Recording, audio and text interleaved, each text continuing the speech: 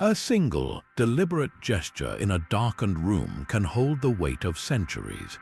What truly unfolds behind the sealed doors of a Freemason lodge? For over 300 years, this fraternity has captivated and confused the world, standing as one of history's most famous and misunderstood secret societies. We are going to unravel the complete enigma of their mysterious rituals. You will gain a clear understanding of their entire ceremonial journey, from the first steps of an entered apprentice to the hidden knowledge of the highest degrees. We will explore their surprising origins in medieval stonemason guilds, decode the layers of symbolism in their tools and temples, and uncover the real reasons they have been both revered as a force for good and feared as a shadowy cabal. What is the real purpose of a society that operates in plain sight yet guards its core traditions so closely? The transformation from a trade guild to a philosophical brotherhood is the great turning point in the Masonic story. To understand this shift, we must travel back to the Middle Ages, to the lodges of the operative stonemasons. These were highly skilled craftsmen who built Europe's great cathedrals and castles. Their work was dangerous, precise, and required immense knowledge they guarded closely. Their guilds were the original fraternities, providing support, regulating wages, and protecting the secrets of their craft. A master mason did not simply know how to cut stone. He understood geometry, architecture, and the principles of stability and balance. These were not just physical principles. They were the foundations of his entire worldview. The tools of his trade were his most sacred possessions. The square ensured his stones were true. The compass allowed him to measure and design. The trowel spread the mortar that bound separate blocks into a single, unshakable wall. Can you see where this is leading? The literal was always preparing to become the symbolic. The great change began in the 17th century. As cathedral building declined, these operative lodges started accepting men who were not working stonemasons. They were intellectuals, philosophers, and gentlemen. These were speculative masons, men interested not in building physical structures, but in constructing a better self and a better society. They saw in the stonemasons' tools a perfect allegory for a moral life. The square became a symbol of honesty and fair dealing with others. The compass represented self-restraint, the ability to draw boundaries around one's own passions. The trowel was the spreading of brotherly love and affection, the cement that holds society together. This transition was formally cemented in the year 1717 with the formation of the first Grand Lodge in London. This event marks the official birth of modern, speculative Freemasonry. It was no longer a guild of builders, but a fraternity of thinkers. They took the working tools, the aprons, and the lodge meetings of the stoneworkers and infused them with a new, profound purpose. They were building a different kind of temple, one not made of stone but of character. This symbolic framework, borrowed directly from a tangible craft, provided the perfect raw material for the elaborate and deeply meaningful rituals that would soon follow. This new philosophical brotherhood required a structure, a place where its symbolic work could begin. That foundation is the Blue Lodge, often called a craft lodge. It is the absolute bedrock of all Freemasonry, the local community where men first enter the fraternity. It is here, within the symbolic walls of the lodge room, that the 3 core degrees are conferred. These degrees are not academic titles, but progressive stages of moral and philosophical instruction. Every Mason, regardless of where he is in the world, begins his journey with the same 3 rites of passage. The first is the degree of entered apprentice, a ceremony focused on self-reflection and the first glimmers of light. The second is the fellow craft, which encourages the pursuit of knowledge and understanding of the world. The culmination is the degree of Master Mason, a profound and dramatic allegory that forms the heart of the entire Masonic system. These 3 initiations are the universal curriculum, the shared experience that binds a global brotherhood together. Each one is a step in a carefully constructed journey, using powerful symbolism and allegorical drama to impart its lessons. So what does a candidate actually experience during these foundational ceremonies? The journey of the entered apprentice awaits. A candidate for the entered apprentice degree arrives at the lodge in a state of symbolic imperfection. He is prepared in a small chamber, a place of quiet reflection away from the main assembly. Here he is asked to divest himself of all metals, a gesture representing the shedding of worldly wealth and attachments.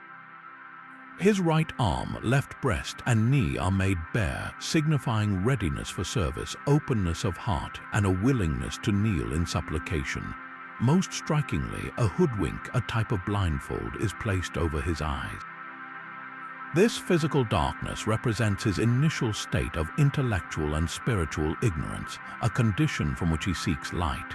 He is then led to the outer door of the lodge where his journey truly begins. A series of knocks echoes from within. The tiler, the guard outside the door, announces the presence of a candidate who desires to be brought from darkness to light.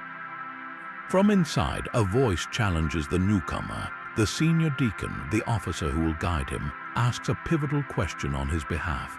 He states that the candidate is poor, in darkness, and seeks the light of Freemasonry. This is the first of many symbolic trials. After receiving permission to enter, the candidate is led into the lodge room, still blindfolded. His first impression is not visual but oral and physical. He is led on a circuitous journey around the room, a symbolic pilgrimage that feels disorienting and uncertain. This represents a man's wanderings through life without guiding principles. He is presented at various stations, each a point of challenge and instruction. Finally, he is brought to a halt in the center of the lodge. He kneels, and the worshipful master, the presiding officer, asks him in whom he places his trust. Upon his answer, the hoodwink is, at last, dramatically removed. For the first time, he sees the lodge in all its symbolic splendor. The sudden flood of light is a powerful sensory metaphor for the dawn of knowledge. The initial lessons he receives are deceptively simple, yet profoundly deep. He is taught to listen carefully, to speak thoughtfully, and to always act with caution. His attention is directed toward the most important symbols. He is shown the rough ashlar, a stone in its natural, unworked state. This represents man in his raw, unrefined condition, full of potential but lacking polish and purpose. The goal of Freemasonry, he learns, is to work on this rough ashlar of his own character, to smooth away the vices and imperfections through the moral lessons of the craft, until it can become a perfect ashlar, ready to take its place in a greater spiritual building. The entire ritual is a carefully orchestrated drama of rebirth, a symbolic death of the old self, and an awakening to a new path of self-improvement. This transformation from a rough stone to a polished one is the entire purpose of the first degree. The rough ashlar is not just a rock, it is a mirror. Every bump and irregularity on its surface represents a personal flaw, a prejudice, a bad habit, or a piece of ignorance that holds a person back from their full potential. It is the state we are all born into, full of raw possibility but lacking direction and refinement. The perfect ashlar, in contrast, is the ideal. It is a smooth, square block, perfectly shaped and ready to be placed into a grand, stable structure. This is the symbol of a man who has worked diligently on his own character. He has used the moral tools of the craft, the square of virtue and the compass of self-control, to chip away at his own imperfections. He has become someone reliable, someone whose life is built on a solid foundation of integrity. This process is never presented as quick or easy. It is the work of a lifetime. The lodge provides the design and the tools, but each brother must do the labor himself, patiently smoothing his own stone. This powerful allegory answers a fundamental question about the Freemasons. Why all the secrecy and ritual? It is because they are not merely sharing information. They are facilitating a transformation. The ritual of the entered apprentice is designed to be a visceral, unforgettable experience that implants the image of the two stones deep into the candidate's mind. It creates a personal, emotional connection to the concept of self-improvement, turning an abstract goal into a tangible, symbolic journey. The ultimate goal extends far beyond the individual.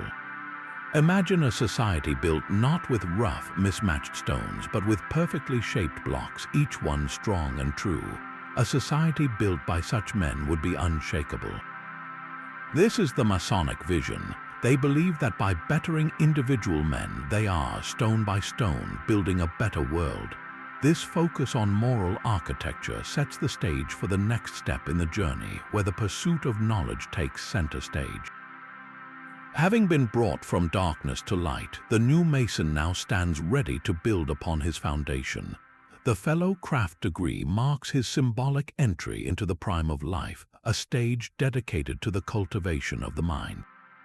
Where the first degree was a birth, this is an education.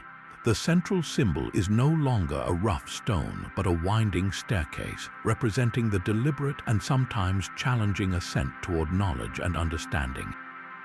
The ritual begins with another symbolic journey, but this time the candidate is not blindfolded. He can see the path ahead, yet the way is not straight. He is guided up a series of steps, each one representing a step forward in his intellectual and moral development. This winding path mirrors the real pursuit of wisdom, which is rarely a direct route, but a continuous process of learning, questioning, and refining one's thoughts.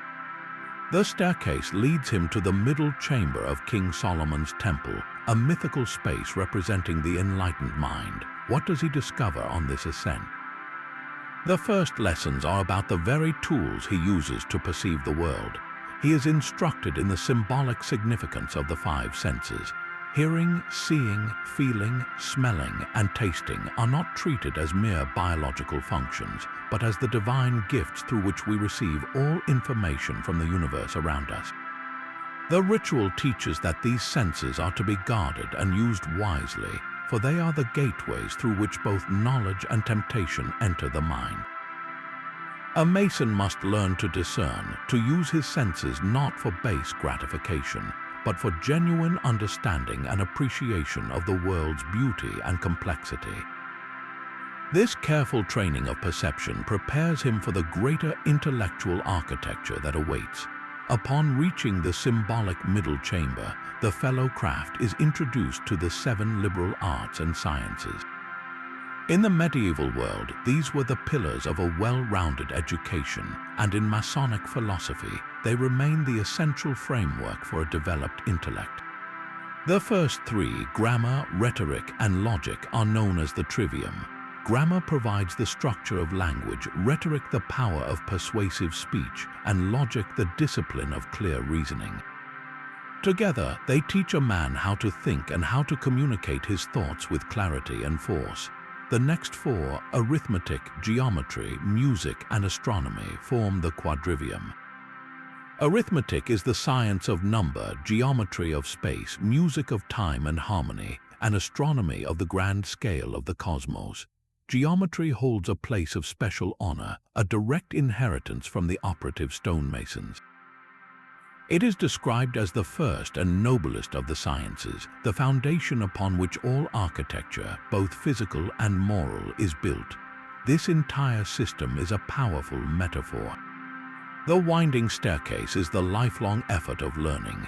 Each step, each field of study, strengthens the mind and expands one's perspective. The goal is not to become a master of every subject, but to become a man whose mind is open, curious, and disciplined. A fellow craft is encouraged to explore the world, to study the sciences and the arts, and to see the divine geometry that underpins all of creation. He is building the inner temple of his own intellect, one carefully laid stone of knowledge at a time. But the ascent up the winding staircase is only part of the fellow craft's journey. Before he even begins to climb, he must pass between 2 monumental pillars, Jachin and bows. These massive bronze columns stood at the entrance to King Solomon's temple, as described in the biblical Book of Kings. Their presence at the doorway to the Masonic lodge is deeply intentional. They are not merely decorative, they are the gatekeepers of knowledge. According to the ancient texts, the pillar on the right was named Jachin, a Hebrew word often interpreted to mean "he shall establish." The pillar on the left was Boaz, meaning "in it is strength." Together, they symbolize the stable foundation upon which the temple, and by extension, a righteous life, was built. To pass between them is to accept that true learning must be established on a foundation of strength and stability. It is a reminder that knowledge without a strong moral core is dangerous, and virtue without intellectual pursuit is incomplete. This is the essential balance the fellow craft must seek. The pillars frame the entire educational journey. Now consider the staircase itself, which rises between these two great supports. Each of its steps is not just a generic advance, but represents a specific field of study. The first 3 steps are the foundation of the trivium. The first step is grammar, the structure that gives language meaning. The second is rhetoric, the art of using that language persuasively and beautifully. The third is logic, the discipline that allows us to reason correctly and discern truth from falsehood. These are the tools for thinking clearly and communicating effectively. The next 4 steps lead the Mason higher into the quadrivium. The fourth step is arithmetic, the science of number, the very logic of quantity. The fifth is geometry, the most revered of the sciences, which the ritual describes as the foundation of all architecture and the source of all beautiful proportions in nature. The sixth step is music, the art of harmony in sound, which teaches order and rhythm. The final step is astronomy, the study of the celestial bodies, which encourages the Mason to look beyond himself and contemplate the vast, orderly universe. This entire structure is a brilliant allegory for a complete education. The 2 pillars provide the unwavering support of moral strength. The winding staircase, with its 7 defined steps, provides the curriculum for intellectual and spiritual development. The journey is not a sprint, but a lifelong, deliberate climb. A Mason is not expected to master every subject, but to engage with them, to allow each discipline to shape his mind and character. He learns that building a life of purpose requires both the strength of Boaz and the established order of Jachin, guiding him as he ascends step by step toward a more enlightened understanding of the world and his place within it. This profound commitment to balanced self-improvement sets the stage for the most dramatic and pivotal degree of all. The ascent to the summit of the Blue Lodge is reached in the degree of the Master Mason. This is not another step in education, but a profound transformation where the allegory shifts dramatically from building a temple to the story of the master builder himself. The central figure is Hiram Abiff, the legendary chief architect of King Solomon's temple, renowned for his immense skill and unwavering integrity. The ritual recounts a solemn and tragic legend, a story that every Mason learns by heart. It tells of a conspiracy against the master builder by 3 rogue craftsmen who demanded the secret passwords of a master mason. Remaining true to his oath, Hiram Abiff refused to betray his trust. For his fidelity, he was attacked at the 3 gates of the temple and ultimately met his end. This story of loss and the subsequent search for his body forms the heart of the entire ceremony. The lodge room itself is transformed to represent this allegorical landscape, setting the stage for a deeply immersive experience. The candidate does not merely hear this story, he lives it, taking on a central role in the symbolic search for what was lost. This powerful drama is designed to do more than just teach a lesson. It is meant to evoke a visceral understanding of the ultimate sacrifice for one's principles and the enduring human search for truth in the face of mortality. The legend of Hiram Abiff is the key that unlocks the Masonic perspective on life, death, and what may lie beyond. It asks a harrowing question, one that resonates with every person who has contemplated their own end. What is the value of a principle if you are not willing to stand by it, even when faced with the final darkness? The ritual provides a powerful, symbolic answer, suggesting that fidelity to one's core values is the one thing that can transcend death itself. This is the pivotal moment where speculative Freemasonry reveals its deepest philosophical purpose, moving beyond moral instruction to a contemplation of immortality. The search for the lost master builder becomes a metaphor for the soul's own journey. The legend begins not with a death but with a perfection of craft. Hiram Abiff was the master architect, the only man besides King Solomon and Hiram of Tyre who possessed the true secrets of a master mason, the ultimate knowledge of his art. His work on the temple was nearly complete. Each day at noon, he would enter the unfinished sanctuary to offer up his prayers, and it was at this vulnerable moment that three fellow crafts, whose own work had been found deficient, lay in wait for him. They confronted him at the three separate gates of the temple, first the south, then the west, and finally the east. At each gate, they demanded the master's word. Their plea was not one of earnest seeking, but of ambition and force. Hiram Abiff's response was unwavering. He told them the word could not be communicated in such a manner that it was a reward for patience, fidelity, and merit. Denied their prize, the first assailant struck him on the head with a 24-inch gauge, a tool meant to measure time. The second struck him with a square, the emblem of morality.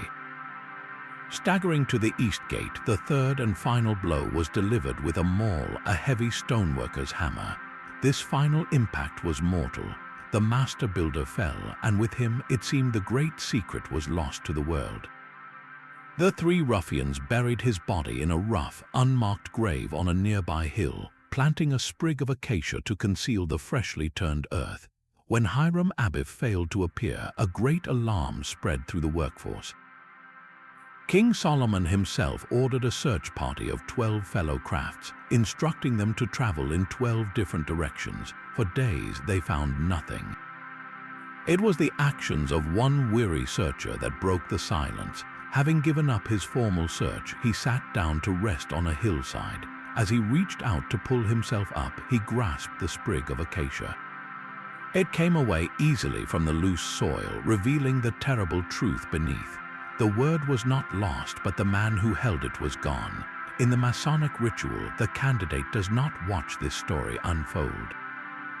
He becomes a central participant in the search. He embodies the role of the searcher who discovers the grave, experiencing the moment of solemn revelation firsthand.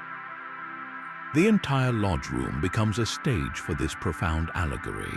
The drama of Hiram Abiff's murder and the desperate search for his body is far more than a historical play. It is a powerful symbol of the death of the old, unenlightened self. The three blows represent the triumph of brute force over wisdom, of impatience over fidelity. But the story does not end in the grave. The discovery of the acacia, an evergreen symbol of immortality, and the subsequent raising of the master builder point toward a hope that transcends physical death. This is the emotional core of master masonry. It teaches that principles like integrity and fidelity are so fundamental that they are the one part of us that cannot truly die. The legend becomes a personal promise, a symbolic resurrection where the candidate understands that by living a life of virtue, he is building something within himself that is eternal. This is the ultimate secret, the word that the ruffians could never steal, because it is not a password at all, but a state of being. But how is this profound lesson preserved and recalled in daily life? The answer lies in a living language of gesture and word, a quiet cipher used by Masons the world over. Within each degree, a candidate is entrusted with specific grips, signs, and words. These are often sensationalized as the society's deepest secrets, yet their true purpose is far more profound. They are, first and foremost, a system of recognition.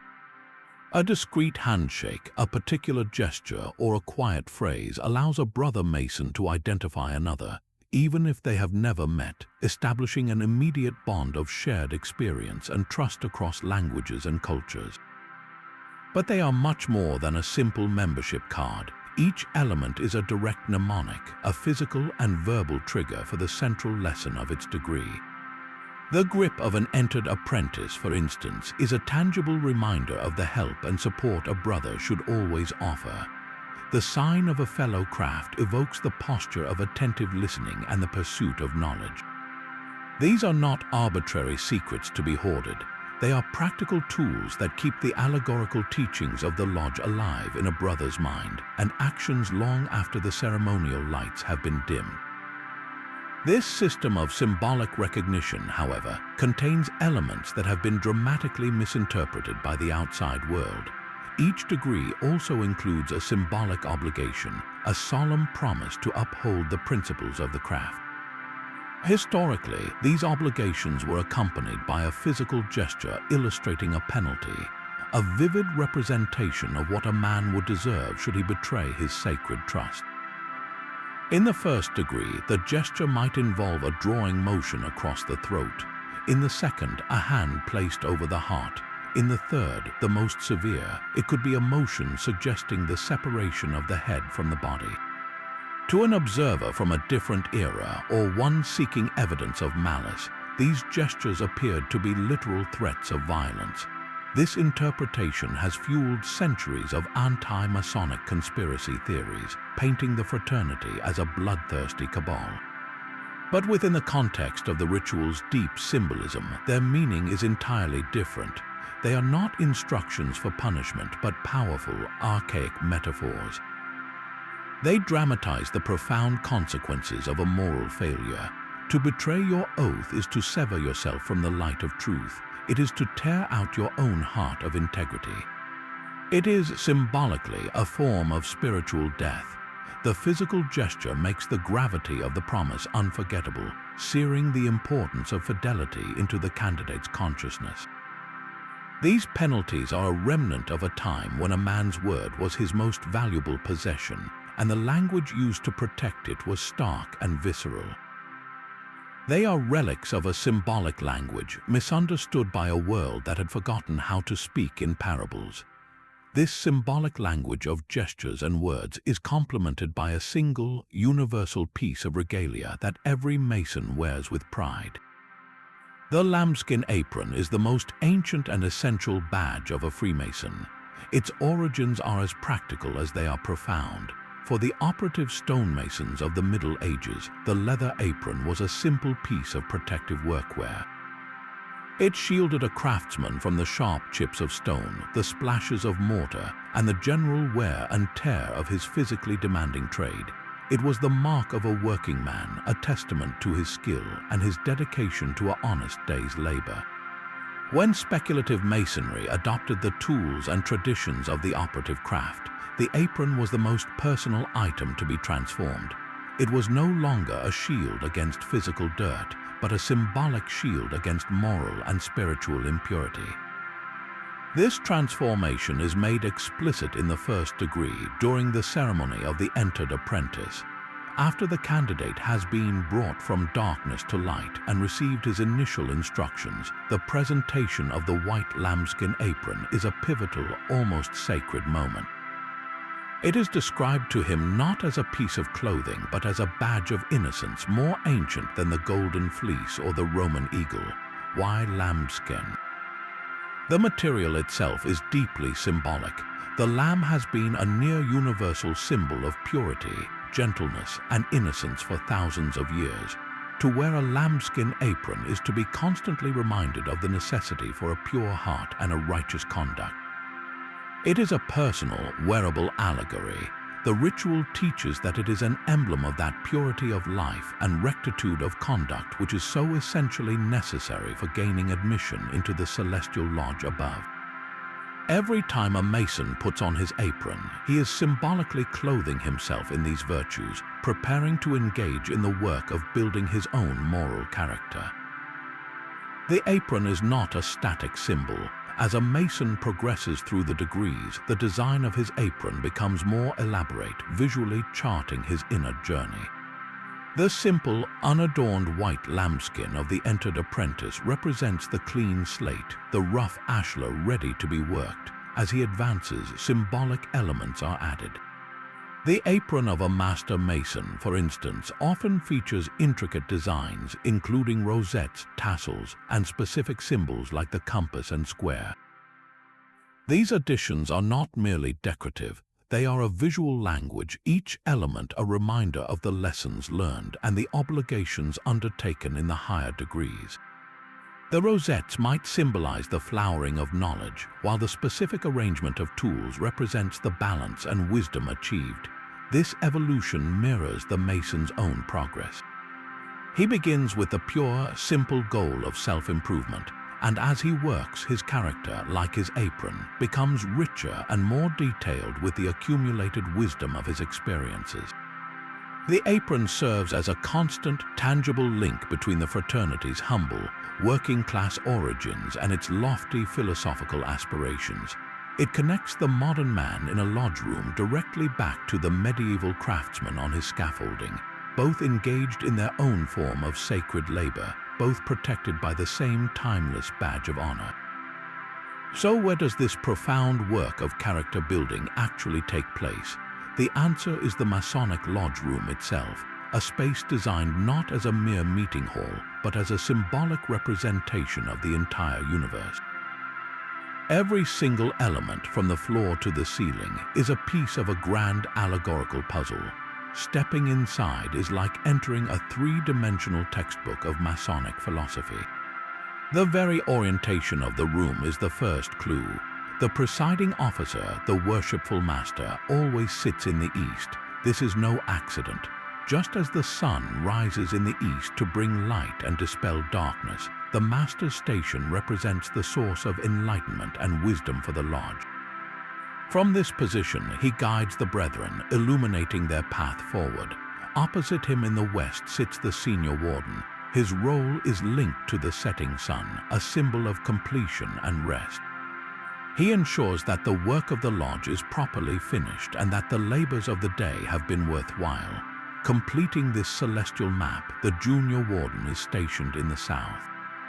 The sun at its meridian height in the south is a symbol of strength and beauty at its peak, and his duty is to observe the brethren during their refreshment, ensuring that harmony and decorum are maintained even in moments of rest. This arrangement mirrors the sun's daily journey, a constant reminder that a mason's life should be a balanced cycle of labor, guidance, and reflection. Now look down at the floor beneath your feet. You will see a striking black and white checkered pattern known as the mosaic pavement. It is not a decorative choice. It represents the dual nature of human existence, the endless interplay of good and evil, light and darkness, joy and sorrow that defines our time on earth. Its checkered nature reminds us that life is a complex tapestry of contrasting experiences. Bordering this pavement is the indented tessel, a rope-like border with a serrated edge, often depicted as a series of small triangles. This is the symbol of the interconnectedness of all things. Just as the individual points of the tessel are linked into one continuous border, so too are all people, and especially all Masons, bound together in a universal brotherhood.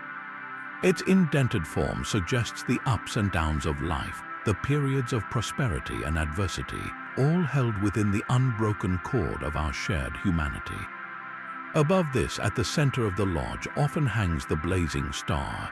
Its light shines down upon the mosaic pavement, illuminating the path through life's complexities. This star has many interpretations. It can represent the divine providence that guides us, the star that led the Magi, or the internal spark of conscience that directs a person toward truth. It is the central point of light from which all other symbolic meanings radiate. And finally, resting open upon the Master's pedestal in the east are the three great lights of Freemasonry. These are the volume of sacred law, which in most lodges is the Holy Bible, but can be any book held sacred by its members. It represents the revealed will of the divine, the ultimate moral law. Upon this book rest the square and compasses, the most recognizable emblems of the craft. The square is a tool for testing right angles, and for a Mason, it is a reminder to square his actions by the principles of morality and virtue.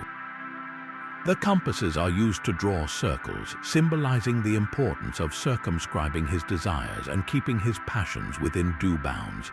Together, these three great lights provide the foundation for all Masonic work.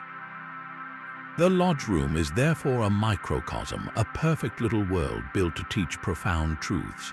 A Mason does not just hear about these concepts, he conducts his work surrounded by them, walking over the mosaic pavement of life, guided by the blazing star and bound by the indented tessel of brotherly love. It is a universe in miniature, designed with one ultimate purpose: to help a man build a better life from the raw materials of his own character.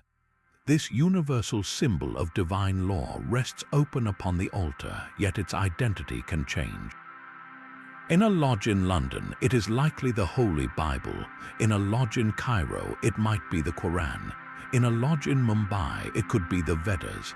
This single, powerful detail answers one of the most persistent questions about the fraternity. Freemasonry is not a religion, nor is it a substitute for one. Instead, it provides a sacred framework where men of different faiths can meet as equals.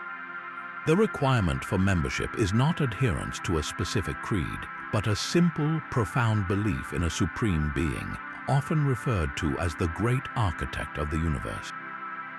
This is the non-negotiable cornerstone of Masonic tolerance. By focusing on this universal, architectonic principle of a divine creator, the lodge removes the theological debates and sectarian differences that have so often divided humanity. A Christian, a Muslim, and a Jew can kneel together at the same altar, each understanding the volume of sacred law according to his own faith, yet all united in their shared acknowledgement of a higher moral order. This is not a theological compromise, but a philosophical agreement to build upon common ground. The lodge room becomes a unique space, a sanctuary from religious conflict where a man's specific path to the divine is respected as his own private affair. The tools of the craft then become the shared language. The square of morality and the compass of self-restraint are virtues that every major religion espouses. By working with these shared symbols, men learn to see the essential goodness in one another, regardless of the specific prayers they recite when they return home. This system creates a powerful, practical brotherhood.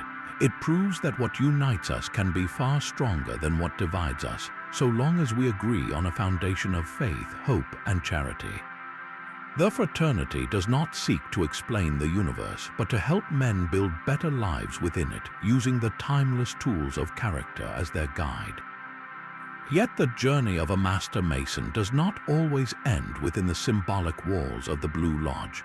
For many, it is merely the foundation upon which even grander structures of allegory and philosophy are built.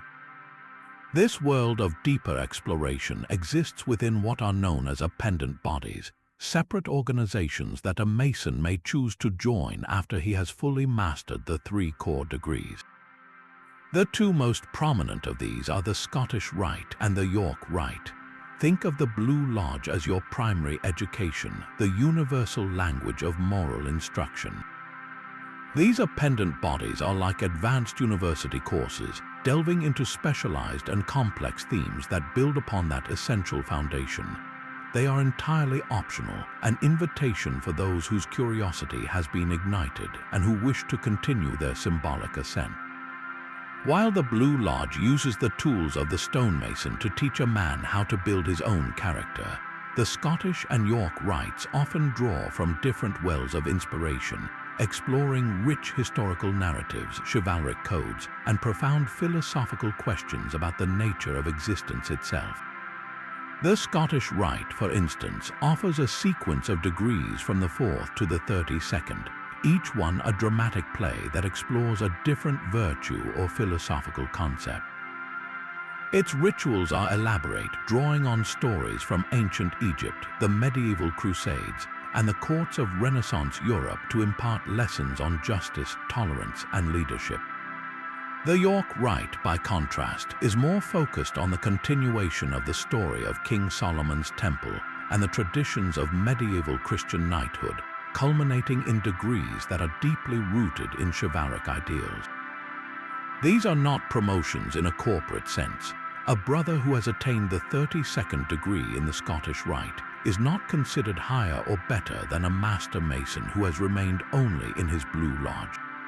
The authority and the heart of Freemasonry will always remain with those first 3 degrees.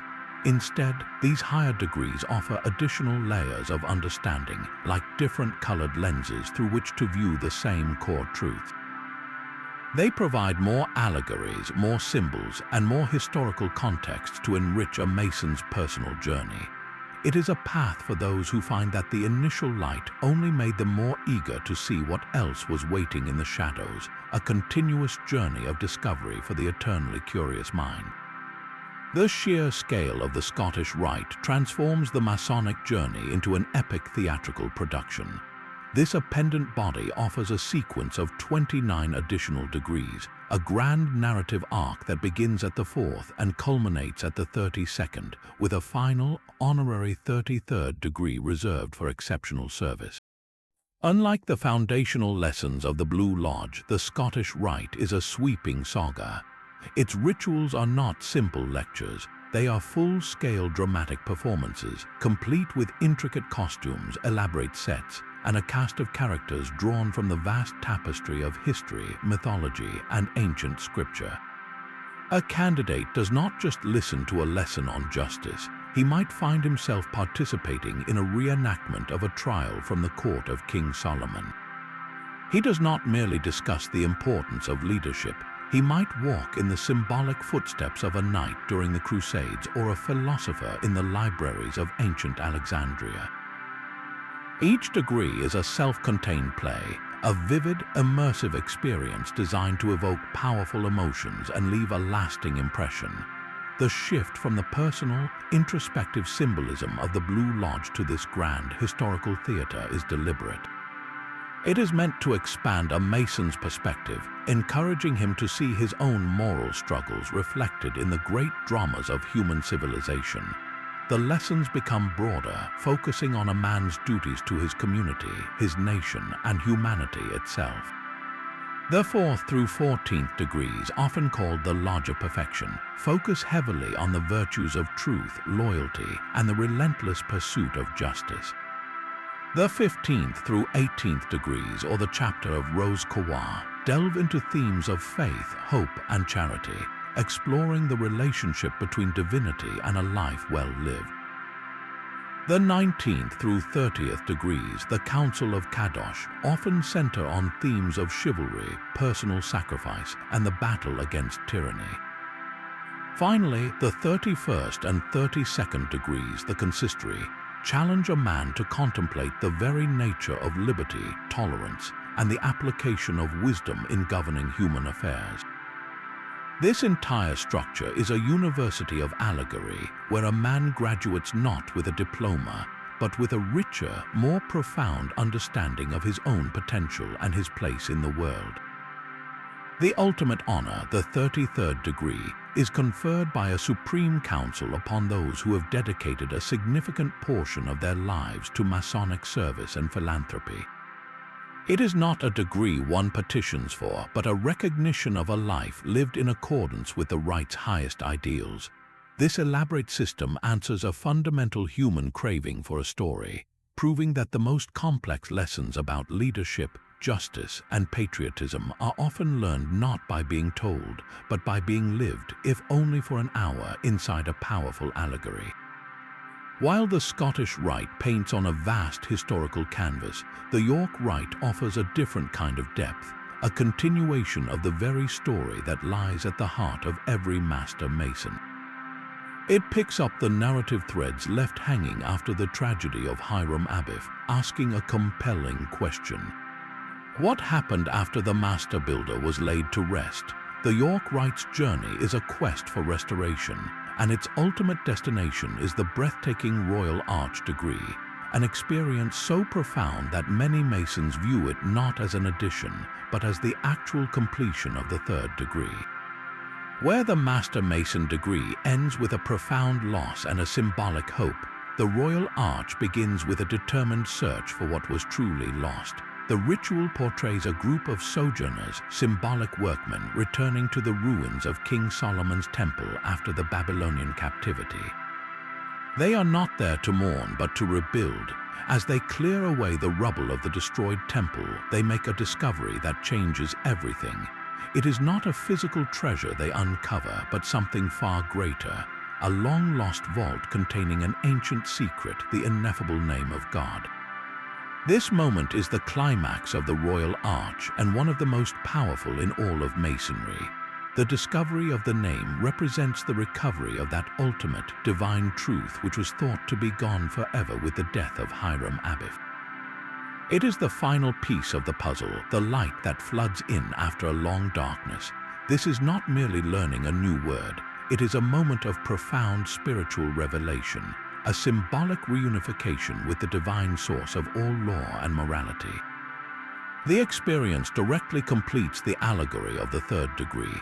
The Master Mason degree teaches a man how to face mortality with integrity, while the Royal Arch offers a triumphant answer to that mortality, a promise that sincere effort and fidelity will ultimately lead to the rediscovery of light and truth. It transforms the lodge from a place of solemn memory into a living engine of rediscovery, where every brother is a sojourner clearing away the rubble of his own ignorance, hoping to uncover the sacred and unutterable truth at the foundation of his own existence.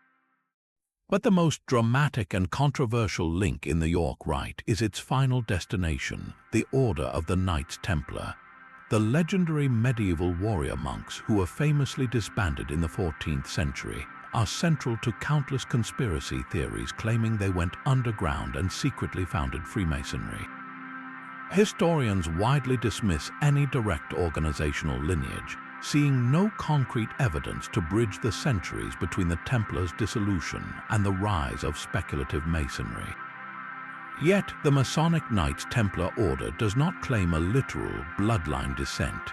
Instead, it asserts a powerful symbolic succession, adopting the ideals and spirit of the original knights as a model for modern moral conduct.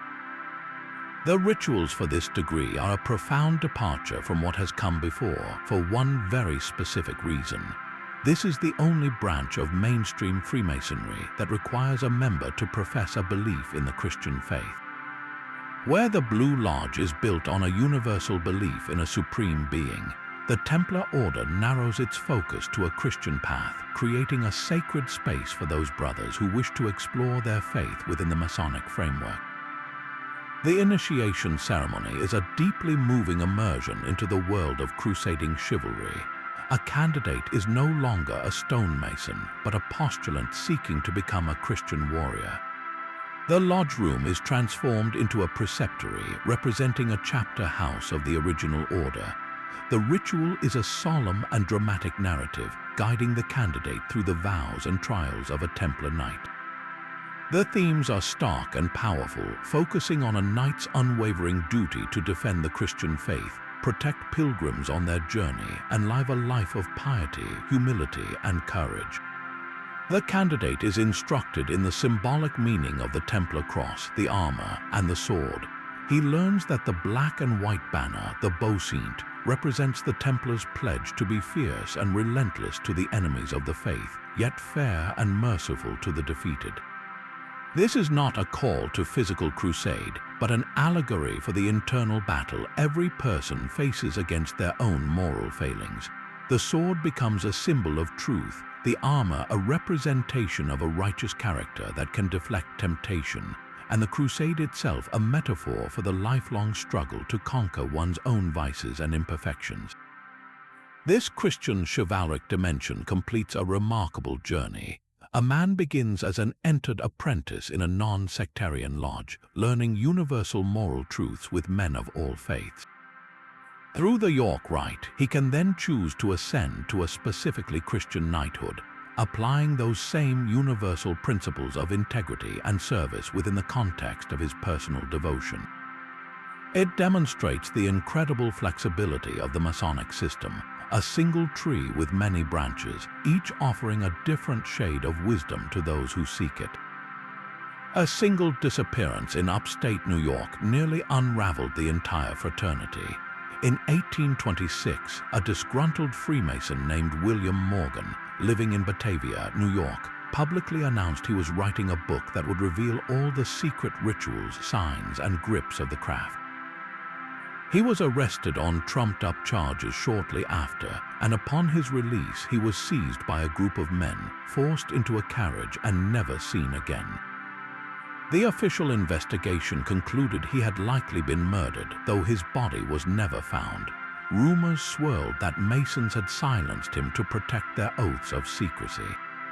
The public, already wary of the society's closed-door meetings and strange ceremonies, exploded with fury. Here was proof, it seemed, that this secretive brotherhood considered itself above the law, willing to commit murder to protect its mysteries. The outcry was not confined to New York. It ignited the first massive, organized anti-Masonic movement in the United States. Newspapers ran sensational stories. Preachers denounced the Masons from their pulpits as a godless cabal. Former members left their lodges in droves, terrified of being associated with a potential criminal conspiracy. This was not just gossip, it was a political earthquake. The public's fear crystallized into a powerful new force, the anti-Masonic Party, the first significant third party in American history. Its platform was singular and fierce: to dismantle Freemasonry. The party argued that the fraternity was a deeply anti-democratic institution. Its members, they claimed, swore secret oaths of loyalty to each other that superseded their duty to the nation. They gave each other preferential treatment in business and in court, creating an unaccountable elite that corrupted the justice system and undermined the very principle of equality. For a young republic founded on transparent governance, the idea of a secret society wielding such influence was intolerable. The backlash was devastatingly effective. Lodges across the nation, particularly in the Northeast, saw their membership collapse. Many simply closed their doors forever, unable to withstand the social ostracism and political pressure. The Morgan affair demonstrated a powerful and dangerous dynamic, that when a secretive organization is accused of a crime, its very secrecy becomes the evidence of its guilt. The public did not need a conviction in a court of law. The Masons' refusal to open their doors and explain themselves was condemnation enough. This period left a permanent scar on the fraternity, a stark lesson in how quickly public admiration can curdle into deep suspicion. This deep suspicion was not confined to political uprisings in America. For centuries, the Freemasons faced a far more powerful and organized opposition, one that viewed their very existence as a spiritual threat. The Roman Catholic Church declared open war on the fraternity, a conflict formalized by a series of papal decrees known as bulls. The first and most definitive of these was Pope Clement XII's bull In Eminenti, issued in 1738. This document did not mince words. It condemned Freemasonry and forbade any Catholic from joining a Masonic lodge under penalty of excommunication. The reasons given were stark.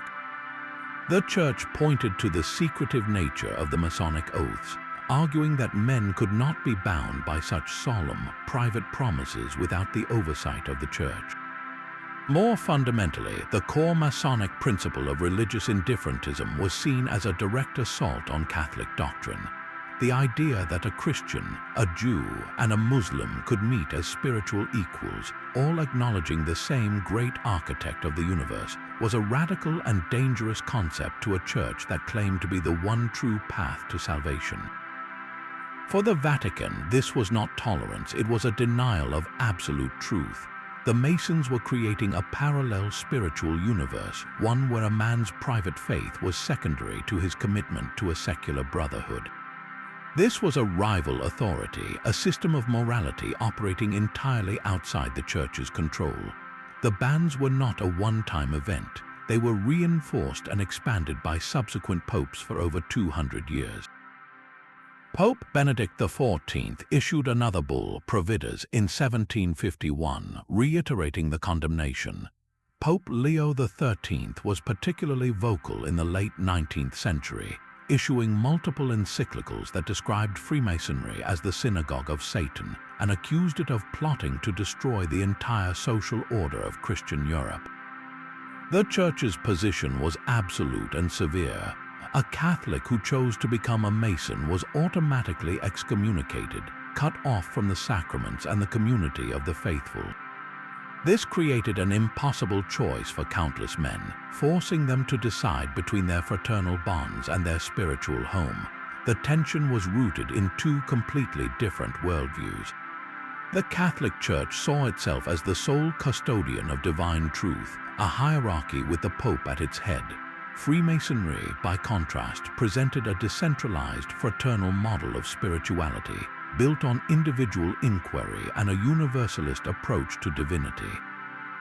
One was a fortress of dogma, the other a marketplace of ideas. They could not coexist peacefully because each one's existence implicitly challenged the other's ultimate authority.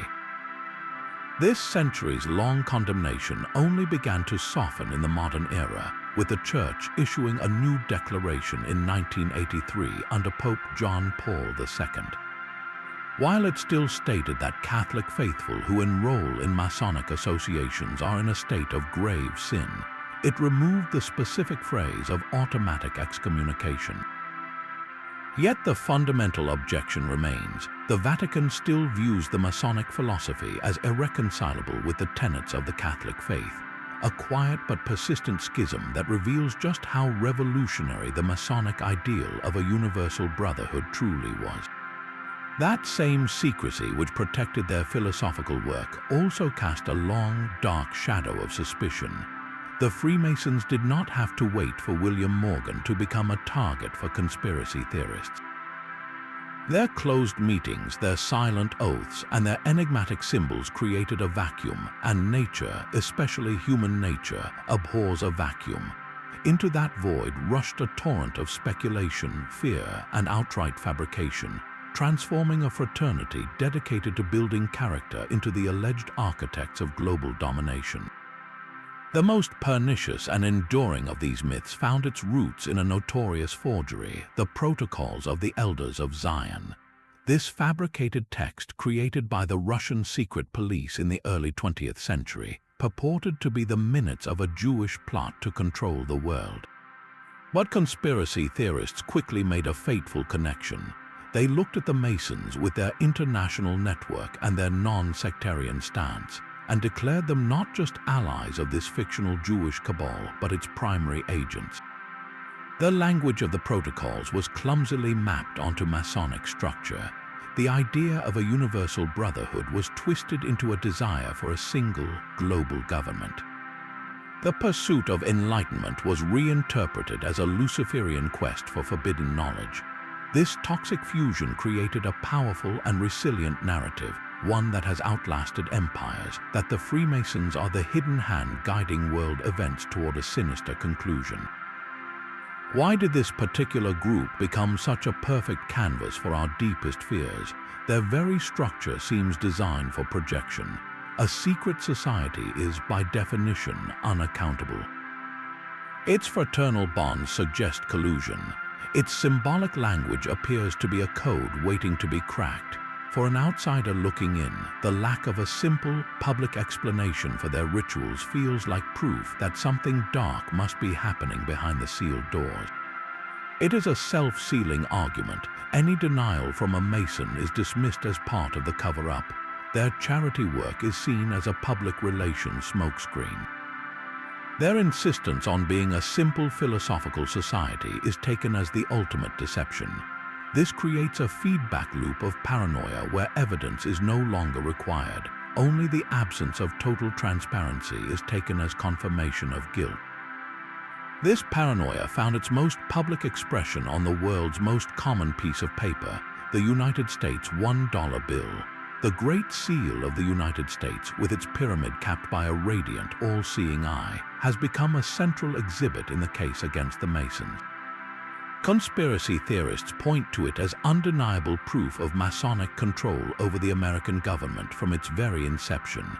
They note that several founding fathers, like George Washington and Benjamin Franklin, were Freemasons. The connection seems irresistible, but the reality is far less dramatic and far more symbolic. The unfinished pyramid represents national strength and duration. The eye is the eye of providence, a common symbol in Renaissance art representing God's benevolent oversight of the fledgling nation. The Latin phrases annuit coeptes, meaning he has favored our undertakings, and novus ordo seclorum, a new order of the ages, refer to the birth of the American Republic, not a secret, tyrannical world government. The designers of the seal were drawing from a shared cultural and artistic heritage, not a secret Masonic blueprint. The Masons use a similar symbol, but they did not invent it, nor do they hold a monopoly on its meaning. The leap from a symbol of divine providence to a symbol of a surveillance state is a leap fueled by fear, not historical fact.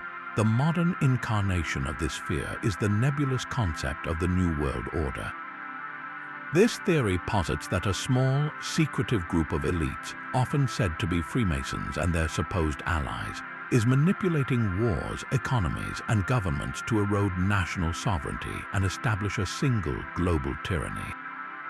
Every international institution, from the United Nations to the World Bank, is seen as a piece of this grand puzzle. The Masonic ideal of a universal brotherhood of man is grotesquely inverted into a plan for a universal dictatorship. The flaw in this grand theory is as simple as it is fatal. If the Freemasons were truly a monolithic, all-powerful cabal with a unified plan for centuries, their public history would not be one of schism, disagreement, and dramatic membership declines like the one following the Morgan affair. They would not have faced centuries of condemnation from powerful institutions like the Catholic Church. A secret society that cannot even keep its own member for centuries, the narrative of Freemasonry has been overwhelmingly male, but a quiet, parallel story has always unfolded alongside it, one of women seeking the same light.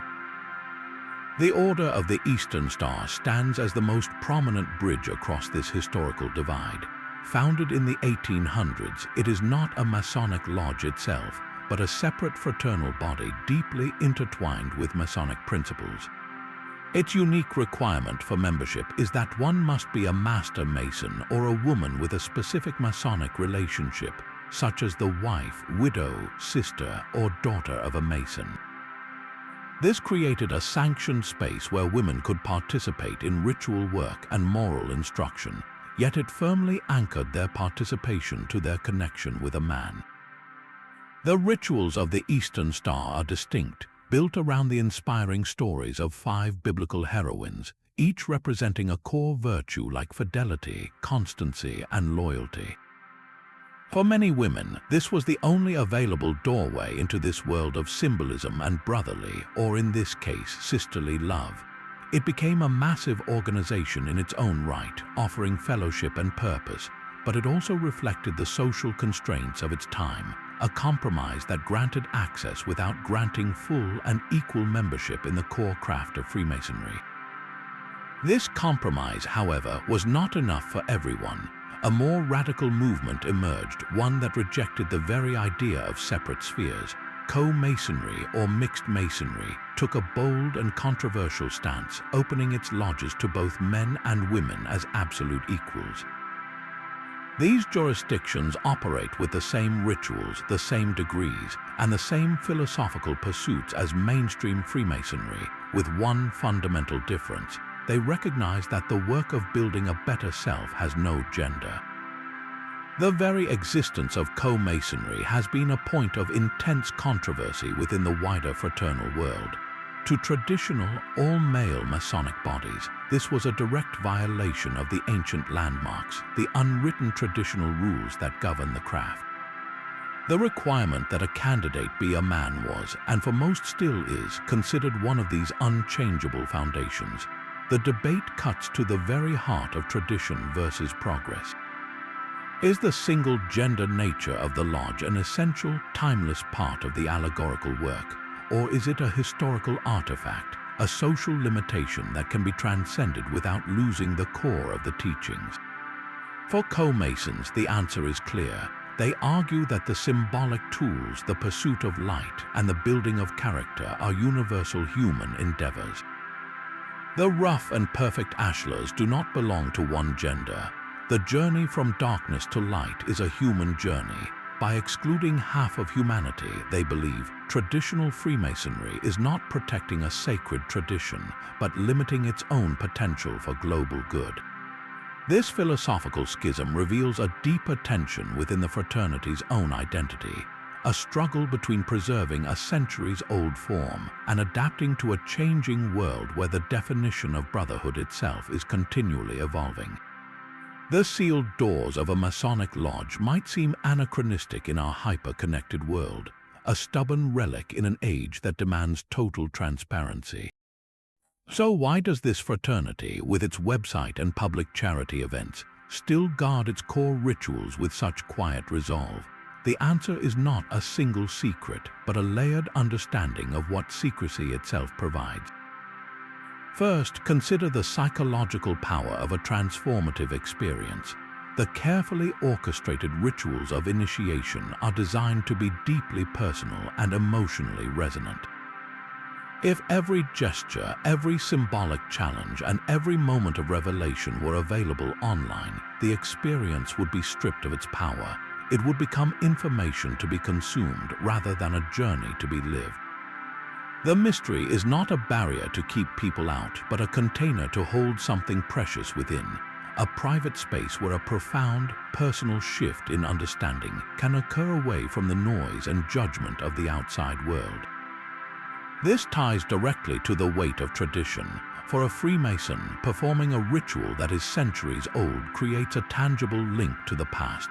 He is not just learning a lesson, he is stepping into a river of history, participating in the same allegorical drama that countless men before him have experienced. To make these rites public would be to sever that sacred connection, turning a living tradition into a museum exhibit.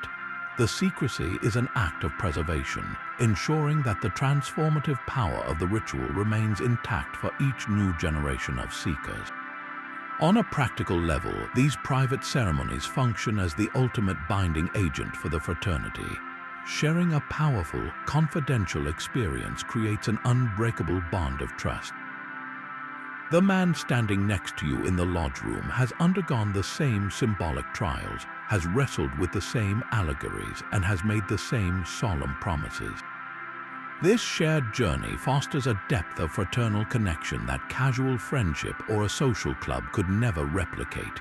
The rituals build a common language of the soul, a foundation for a brotherhood that is meant to be more profound than a simple network of acquaintances. And finally, we must confront the nature of the secrets themselves. The world fixates on handshakes and passwords, but these are merely the external keys. The true secrets of Freemasonry are not concealed facts or hidden agendas. They are the internal, personal transformations that the rituals are designed to provoke. The secret is the feeling of profound self-reflection that strikes a candidate during the first degree. The secret is the intellectual awakening a man experiences while ascending the symbolic winding staircase of the second. The secret is the solemn understanding of mortality and legacy that settles in his heart during the third. These are not things that can be written down or leaked in a document. They are lived realities, and their power depends entirely on the sanctity of the private, ceremonial space in which they are born. The mystery endures not to conceal a dark truth, but to protect a luminous and deeply personal one. This shared foundation of ritual creates a global language, yet its local dialects are remarkably diverse. While every Masonic lodge in the world recognizes the 3 core degrees, the specific words, gestures, and even the philosophical emphasis of their ceremonies can differ dramatically from one nation to another. These variations are not errors or corruptions, but the natural evolution of a living tradition as it took root in different cultural soils. The 2 most prominent ritual families are the emulation ritual of England and the Preston Webb style of the United States. Both trace their lineage back to the same 18th century source, but they diverged over time like 2 branches of the same great tree. The English emulation ritual is known for its strict adherence to a precise, almost theatrical form. The wording is memorized and delivered verbatim, with a focus on dramatic symbolism and the flawless performance of the ceremonial drama. It is a tradition preserved in amber, where the exact phrasing used 200 years ago is considered sacred. In contrast, the American Preston Webb style, which forms the basis for most U.S. rituals, allows for a degree of flexibility. While the core allegory remains identical, the language can be slightly more explanatory, and the delivery often feels more like a solemn lecture than a staged play. This reflects a cultural difference, one valuing immutable tradition, and the other a more pragmatic approach to imparting the same moral lessons. This divergence extends far beyond the English-speaking world. French Freemasonry developed its own unique and often more politically charged character. Following the French Revolution, the fraternity in France split into two main branches. The Grand Orient de France famously removed the requirement for its members to believe in a supreme being, embracing a staunchly secular and politically active stance. Their lodges often engage in open debates on social issues, viewing Masonry as a force for progressive change in society. This stands in stark contrast to the more spiritually focused and apolitical traditions of the Anglo-American world, where a belief in a higher power remains the bedrock of the institution. This fundamental difference in orientation shows how the same symbolic tools can be used to build very different philosophical structures. Another profound and essential variation arose not from national culture, but from the painful reality of racial segregation. In the late 18th century, a man named Prince Hall, a free black leatherworker and Methodist minister, was initiated into a British military lodge in Boston. Denied admission to the established white lodges in America, he and 14 other black men received a charter from the Grand Lodge of England to form their own lodge. This was the humble beginning of Prince Hall Freemasonry, which grew into a vast and vibrant network of lodges for African Americans. For generations, it operated as a parallel fraternity, using the same rituals and upholding the same ideals, but providing a crucial space for community, leadership, and dignity in a society that offered few such opportunities. The existence of Prince Hall Freemasonry is a testament to the resilience of the Masonic ideal, even when the larger brotherhood failed to live up to its own principles of universal brotherhood. The slow, formal process of recognition between Prince Hall and mainstream Grand Lodges in recent decades is a story of reconciliation, mending a historical schism, and proving that the core work of building character knows no single color or creed. From the precise drama of an English emulation lodge to the secular debates of a French atelier, and from the mainstream American ritual to the historically separate but equal rites of Prince Hall, the global tapestry of Freemasonry is rich with variation. This diversity demonstrates that the true secret of the craft is not a rigid, monolithic formula, but a powerful and adaptable framework for moral instruction, capable of speaking to the human heart in countless cultural tongues. The true legacy of a philosophy is not found in its secret rituals, but in its public works. For the Freemasons, the symbolic charge to relieve the distressed is a living, breathing mandate that has been translated into one of the most extensive philanthropic networks in the world. This is where the abstract lessons of the lodge meet the tangible needs of humanity. The most spectacular example is the Shriners' Hospitals for Children, an institution founded by the ancient Arabic order of the Nobles of the Mystic Shrine, an appendant Masonic body. Since their founding, these hospitals have provided completely free medical care to millions of children, regardless of race, religion, or ability to pay. Imagine a child receiving life-changing orthopedic surgery or burn treatment without their family ever seeing a bill. This is not a theoretical charity. It is a monumental, ongoing act of benevolence funded largely by the contributions of Freemasons and the public they inspire. The Shriners' famous circuses and parades are not just for show, They are powerful fundraising engines that fuel this mission, turning spectacle into salvation. This grand-scale philanthropy is the ultimate expression of the trowel, that symbolic tool used to spread the cement of brotherly love. It is the perfect ashlar of character, polished through ritual, being placed into the real world to build a more stable and compassionate society. But the charitable impulse does not stop at these grand institutions. On a local level, every Masonic lodge is a hub of community service. The lessons of listening and caution learned in the first degree translate into organizing community blood drives that save countless lives. The fellow craft's pursuit of knowledge manifests in scholarship funds that help young people achieve their educational dreams. The Master Mason's contemplation of legacy inspires food drives, support for local veterans, and countless quiet acts of assistance for brothers in need and their wider communities. This is the practical application of their symbolic architecture. They are not just building a better self in a darkened lodge room. They are using that refined self as a tool to build a better world outside of it. The mystery of the Freemasons finds its most powerful answer not in a hidden word or a secret grip, but in the open, generous hand of charity. The elaborate rituals of the Freemasons, from the first steps of the entered apprentice to the chivalric vows of a Knights Templar, form a grand allegorical architecture for the human soul.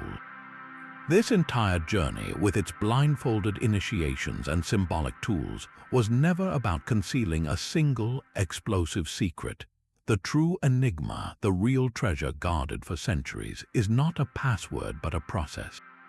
It is a complete system for moral and ethical development, a workshop where a man can take the rough stone of his own character and patiently, deliberately polish it into something better.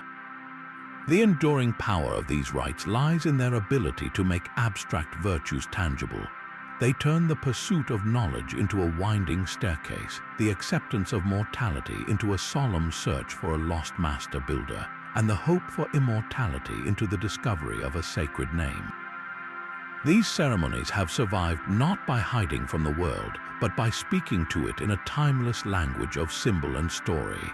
They reveal that the most profound transformation begins within, and that the ultimate temple we are all tasked with building is the one made of our own actions and integrity. What are your own thoughts on these ancient mysteries? Have you encountered other symbols or stories that seem to hold a deeper key to understanding our own potential? Share your reflections in the comments below.